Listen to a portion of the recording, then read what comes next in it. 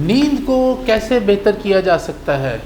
Sleep hygiene, how to have a better sound 8 hour sleep daily.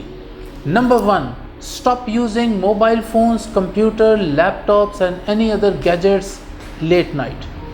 Number 2, stop taking tea, coffee late night. Number 3, stop waking up late in the morning.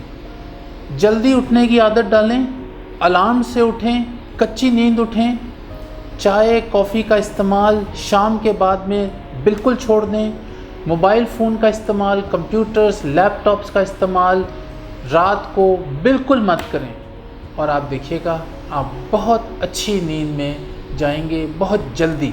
नींद को postpone मत कीजिए, इसको आगे मत करें. Time पे सोएं, time पे उठें.